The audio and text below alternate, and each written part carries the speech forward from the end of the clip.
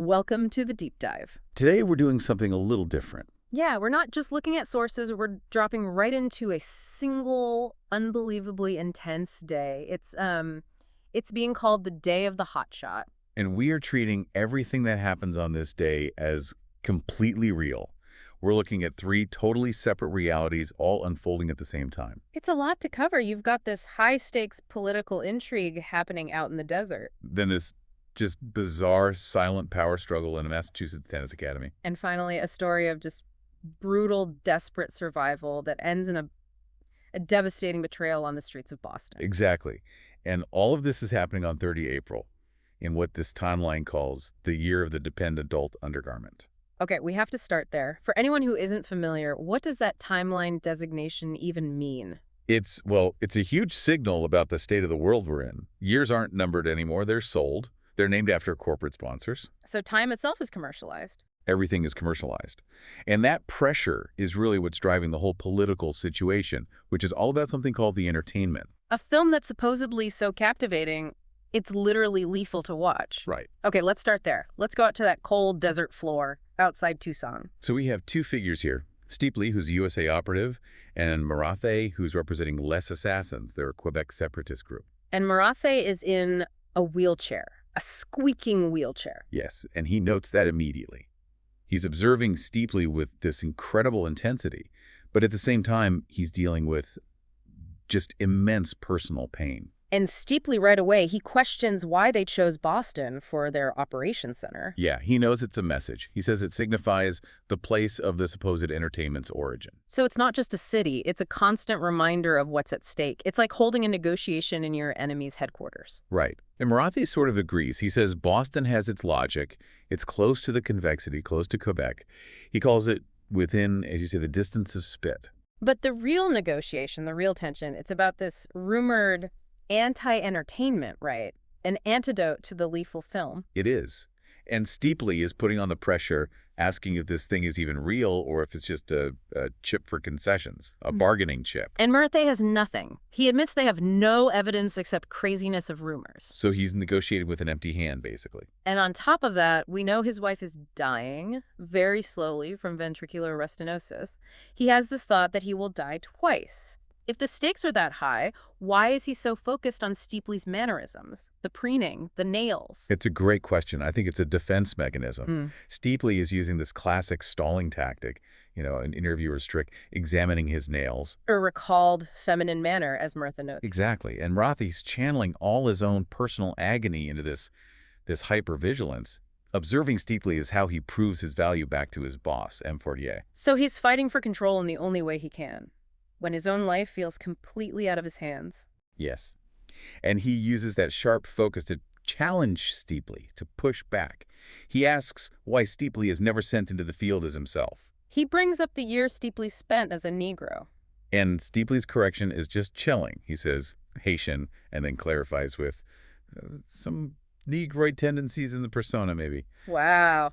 It just shows you how deep the deception runs on both sides and how well they know each other's histories. And Marathe is he's logging everything. The sound of a distant horn, the squeak of his own chair, the way Steepley flicks his ashes. Because he knows his reputation for having a perfect eidetic memory is a complete lie. It's a lie. Yeah. So he has to perform. He has to deliver this flawless report to Fortier, or he's finished, regardless what happens with the entertainment. He's fighting his own mind as much as he's fighting Steepley. Okay, now let's do a complete 180. From that dry, tense desert to the humid, strange world of the Enfield Tennis Academy weight room. And this is where we meet Lyle, the guru. He's something else. He's sitting in a full yogic lotus on top of the towel dispenser of all places. Wearing spandex and a tank top that says, Transcenda is providabit.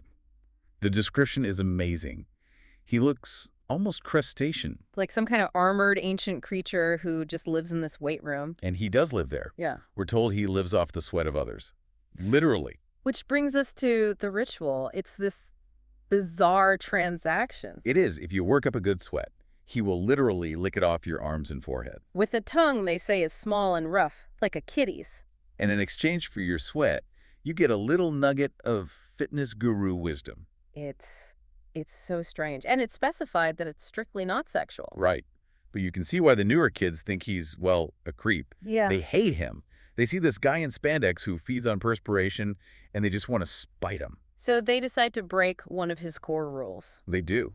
They set the shoulder pull station weight higher than their own body weight, just to prove he's a fraud. They're trying to use physics to humiliate him, to show his authority is absurd. But Lyle's reaction, he just sits there. He just smiles. He doesn't say anything. He doesn't laugh. And this is where it gets so interesting. The kids try to pull the bar down, they're grunting, grimacing, and the opposite happens. The machine pulls them up? Yeah. They become a chin-up. They are literally rising toward the thing they were trying to dominate. And the power dynamic just completely flips. Lyle wins by doing absolutely nothing. The person watching this, the narrator, he gets it immediately. He wants that power. He says, able to just sit all quiet and pull life toward me, one forehead at a time. And Lyle's connection to the founder of the Academy, Dr. Incandenza, suggests he's more than just some weirdo. He's part of the foundation. He holds a kind of history and power that these new kids just can't understand or access. His power is absorbing all their energy, all their spite, and just remaining still. It's an incredible image. But now we have to shift again from that stillness to just pure, desperate action on the streets of Boston. This is a first-person account from yours truly. He's crewing up with two others, C and poor Tony. And they are in a race against time. They need money to buy bundles of skeet. That's their drug of choice, to stay straight through Christmas. Yeah, they call their life the never-ending struggle, a full-time job. There's no vacation for them. Their desperation escalates so fast. They start small, boosting things in Harvard Square. Right. But then the violence just, it gets out of control. They rob an acquaintance, and C isn't satisfied with just taking his money. He breaks the man's jaw, and then he cuts off one of his ears. And just throws it in a dumpster? For no reason. The narrator himself is confused. He says he doesn't see the point. It shows you how volatile and unpredictable C is. Right, but then the stakes get even higher. It's not just about withdrawal anymore. They hear a rumor, a lethal rumor. Yes. Stokely Darkstar has the virus, boot 8.8, and he's spreading it on purpose through shared needles because he didn't give a shit. That's terrifying. So now they're not just running from the cops, they're running from a biological threat inside their own community. Which makes their need to score and hole up even more urgent. Right. You have to do it before 2200 when the streets get too dangerous. So they find their mark. An older man, really drunk, legless on shots alone. Poor Tony does the luring, and they roll him in an alley. They get over $400 in a good watch. And again, C is needlessly violent. He messes up the man's face, his older map, and throws his shoes away. So now they have the score. They're set. But this is where the crew just completely fractures. Poor Tony actually makes a sensible argument. For once, yeah. He says they should save the money, make it last a few days. But C is deep in withdrawal, shivering, mucus, the works. And he's not having it. He wants to spend all of it right now on 3 bundles from a dealer named Dr. Woe in Chinatown.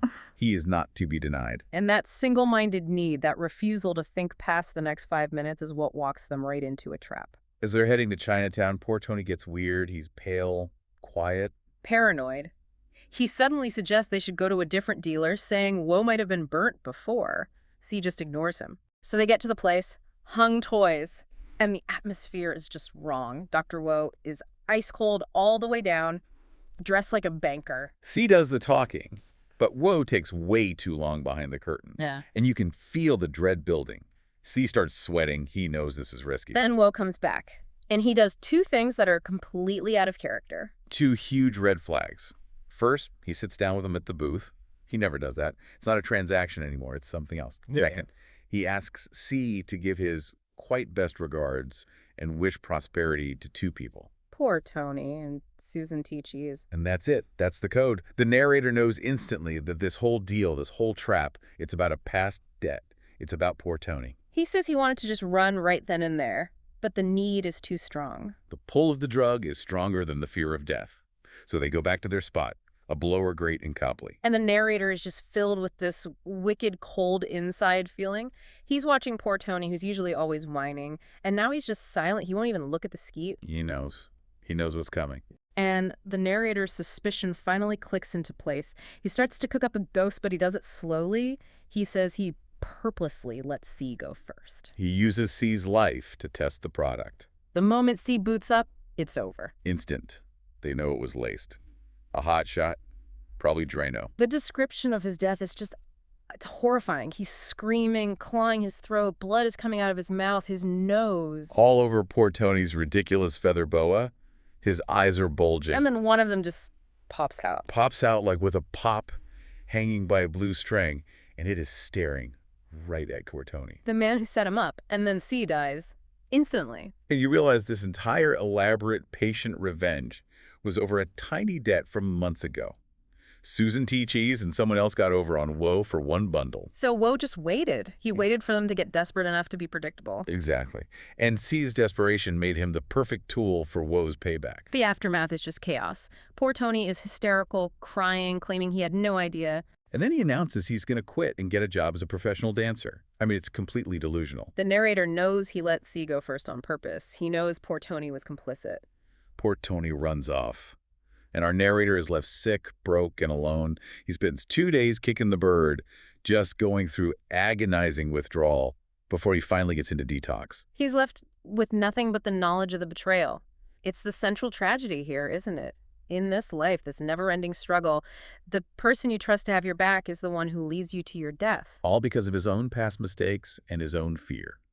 The cost of that old debt wasn't paid in money. It was paid with C's life. It just shows you patience is the most dangerous weapon in this world.